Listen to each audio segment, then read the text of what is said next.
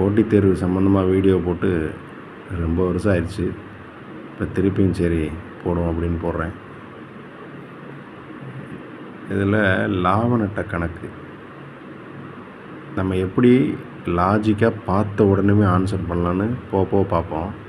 அதுக்கு முன்னாடி புரிஞ்சுக்கிறதுக்கு இதில் ஒரு 3 வார்த்தைகள் தான் இருக்கும். இதை நீங்கள் கணக்காக பார்க்காம ரியல் லைஃப்பை கனெக்ட் பண்ணி பார்க்கணும்.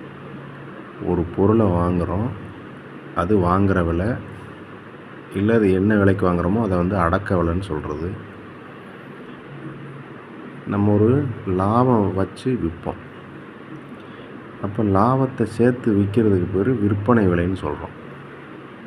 வேறு ஒன்றும் கிடையாது.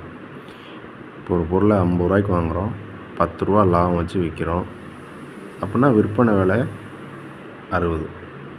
இதே லாப பர்சன்டேஜ், அதாவது லாப சதவீதம் அப்படிங்கிறது எப்போவுமே என்ன பண்ணுவோம், நம்ம என்ன விலைக்கு வாங்குகிறோம் அதுக்கு தான் அந்த லாபத்தை பர்சன்டேஜ் பார்ப்போம். அதாவது இங்கே 50 ரூபா வாங்குகிறோம், அதாவது அடக்க விலை.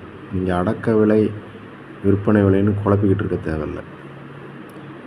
ஜஸ்ட் ஒரு சாதாரண எக்ஸாம்பிள் ஞாபகம் வச்சுக்கிட்டாலே இது சம்மந்தமான கணக்கெல்லாம் ஈஸியாக போட்டுடலாம். எப்போவுமே வாங்குகிற விலைக்கு லாபம் எத்தனை பர்சன்டேஜோ அதை போட்டு பார்ப்போம்.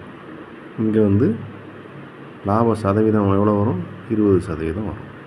இப்படி தான் லாபங்கிறது வேறு, லாப சதவீதங்கிறது வேறு. லாபம் 10, லாப சதவீதம் எதுக்கு பார்ப்போம், வாங்குகிற விலைக்கு பார்ப்போம். அப்படி பார்த்தோம்னா இந்த இடத்துல 20. அடுத்து கணக்குகளில் வாங்குகிற விலையும் லாப சதவீதமும் கொடுத்துட்டு விற்பனை விலை கேட்பாங்க. இல்லை விற்பனை விலையும் லாபம் சதவீதமும் கேட்டு வாங்கிய விலை, அதாவது அடக்க விலை கேட்பாங்க. இதெல்லாம் ரொம்ப ஈஸியாக போட்டுடலாம். இதுக்கு ஃபார்முலாலாம் நீங்கள் யூஸ் பண்ணிலாம் பண்ண வேண்டிய அவசியமே கிடையாது. அடுத்தடுத்த வீடியோவில் பார்ப்போம். நம்ம சேனலை சப்ஸ்கிரைப் பண்ணிக்கங்க. ஃபாஸ்ட் லேர்ன் ரூட் எல்லாமே நம்ம ஃபாஸ்ட்டாக லேர்ன் பண்ணக்கூடிய ட்ரிக்ஸு, டிப்ஸு இதுதான் சொல்லித் தருவேன். மேக்ஸிமம் லாஜிக் யூஸ் பண்ணுற மாதிரி தான் இருக்கும், கால்குலேஷன் யூஸ் பண்ணுற மாதிரி இருக்காது.